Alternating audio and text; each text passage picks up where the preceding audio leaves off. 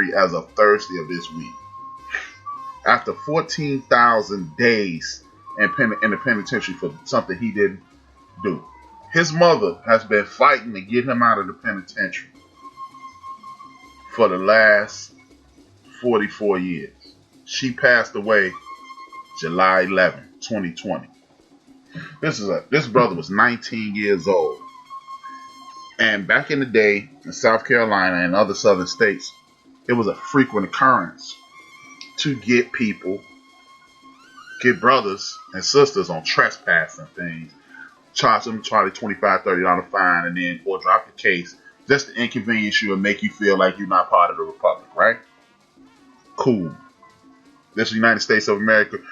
Ronnie Long goes to this courtroom and has a white woman look at him and say, that's him. That's the dude who raped me. After withholding evidence by the state's attorney, no fingerprints found. She dug her nails into this person's leather jacket to the point where leather from his jacket was in her fingernails. They found a black leather jacket in his car. Not a scratch on it. Looked brand new. And he spent the last 44 years in the penitentiary for that rape. This is why we can no longer not pay attention to what's going on in government. The reason I say that is this. How is it that the whole country that involves me and you were not up in arms when we supposed to have been on top of this since day one? But we don't even, most of us don't even know about this. And I understand we have our own issues. But these are the kinds of things that we need to be focusing on instead of the nonsense about trying to make friends with people, make allies with people. Because guess what, man? I've never had to ask somebody to help me. Either they were going to help me or they did. And the reason I'm bringing this up is, like, we love to say these people are against us and these people working with us. And you see somebody tweet out Black Lives Matter and you think that they are allies. Or like in my city here in Chicago, all the brothers and sisters who love the Bears, they are pissed off with Brian Urlacher right now. I don't know why, because I saw it coming, but that's another story for another day. I'm talking about now governor, former, I think he was a state's attorney. He might have been the top cop in the state. Roy Cooper. This is a dude who at one point tweeted out Black Lives Matter. Right around the time George Floyd got murdered. Again, this is a dude who used to be the attorney general in the state that our brother Roy was incarcerated in for the last 14,000 days. Ronnie Long. Roy Cooper is the governor of the state that he's in. He used to be the North Carolina attorney general.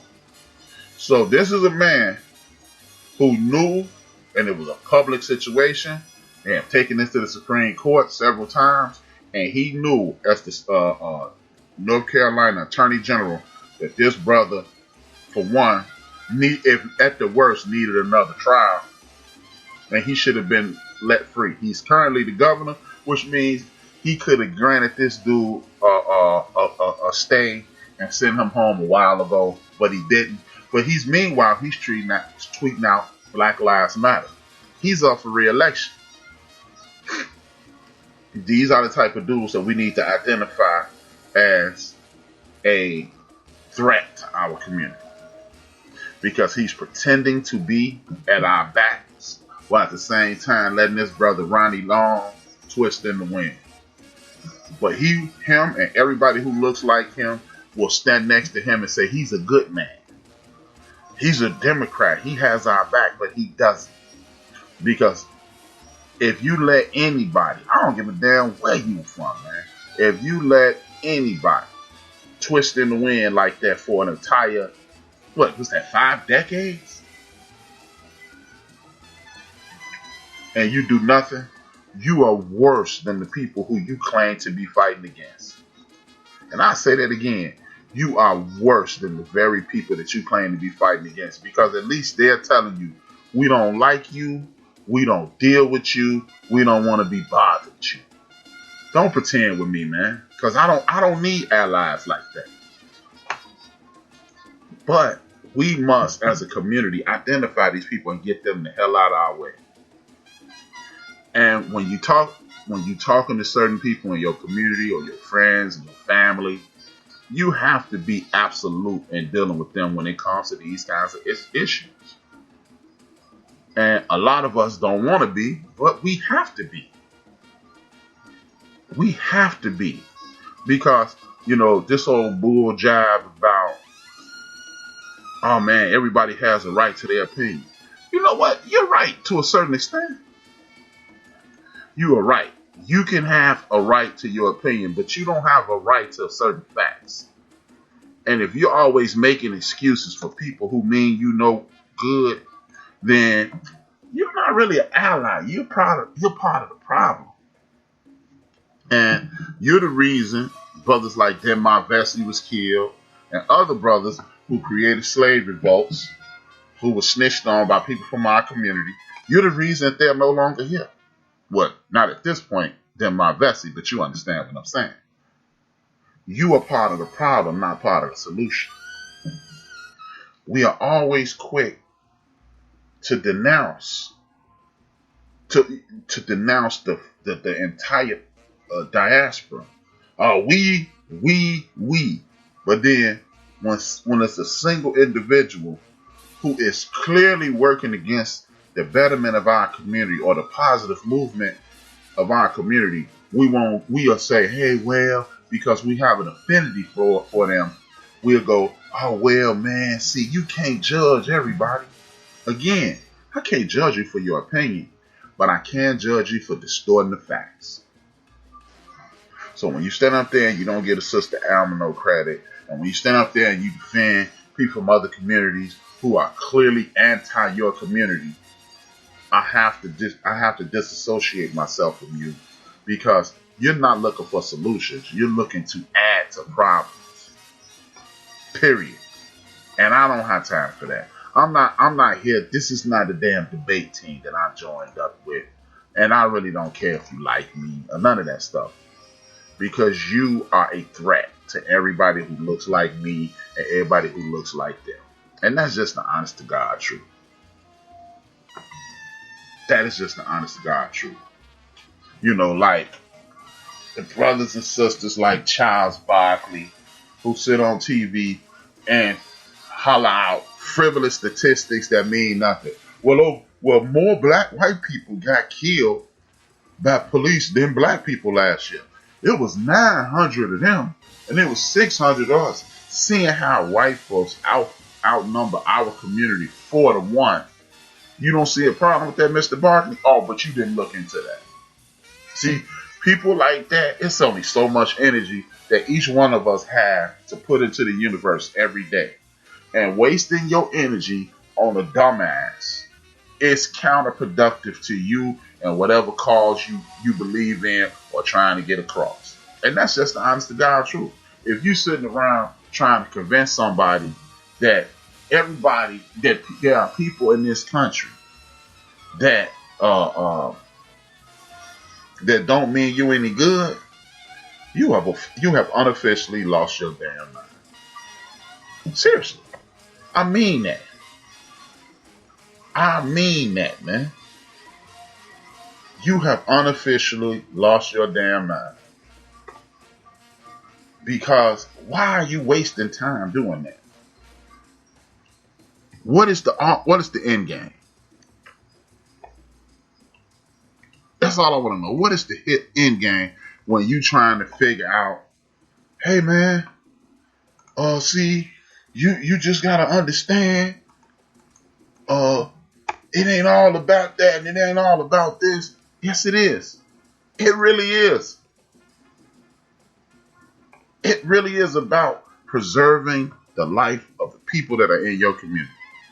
Because when you standing around talking about who is and who was and who might be and you debating it, you could be putting that same energy towards helping out a brother or sister or putting somebody in a better situation. You really could. So wasting your time arguing with a dumbass, you spitting in the wind. And that's on the real, man. You are literally spitting in the wind doing that. I just don't understand why you wasting your time doing it, though. I don't. I will never understand that. I just don't get it. Because when you do that, what exactly are you trying? People don't change their minds. You know, tragic situations and extreme situations change people's mind.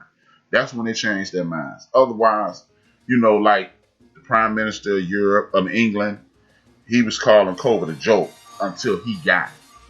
And then it was a whole different situation. Like everybody in love with my man, the Governor Cuomo, and he was talking all that big and bad nonsense about COVID. And so Chris Cuomo got it. And now all of a sudden it's serious. See, people don't understand tragedy until it hits their home.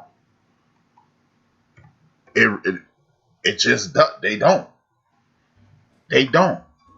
And for you to sit around and be like, hey, man, see, this is how it was, and this is how it should be, and we should, and nah, we shouldn't.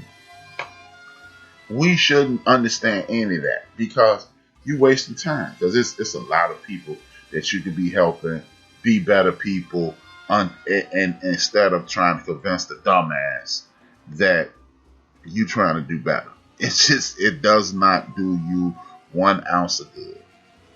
It does not do you 1 ounce of good. And I'm here to tell you that, man. It's just, I don't understand why people even buy into it. And why I'm talking about things that people buy into. It's a lady by the name of Nikki Haley. Nikki Haley is, she's, I think she was the governor from South Carolina from 2011 to 2017. And again, this is somebody who people call on the other side of the aisle, as if they're not all in the same aisle. But this is a woman who calls herself a brown woman. She is, if I'm not mistaken, she is of Hindu descent. She looks like a white woman, though, right? Well, she stands up there at the Republican National Convention, and she says, I'm a brown girl. My parents came over here with turbans on, and they faced tons of discrimination. This is not a racist country, though. Do you think they were discriminating against you because you were white? Did you gain more traction when you started using Nikki instead of your given name? And she basically is Donald Trump, who speaks better, who is far more intelligent, and she looks the part. And the reason I'm bringing her up is because this is a type of dangerous individual that you will have people from my community standing behind because she's saying things that sound like they're genuine. This lady is a wicked individual because she framed everything that she could to down our community.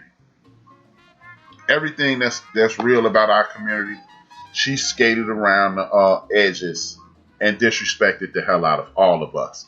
But because she did it in a very professional way, she was extremely articulate, and she touched on some things that people like Charlemagne, Q, and Diddy and T.I. have spoken about ignorantly, I may add, she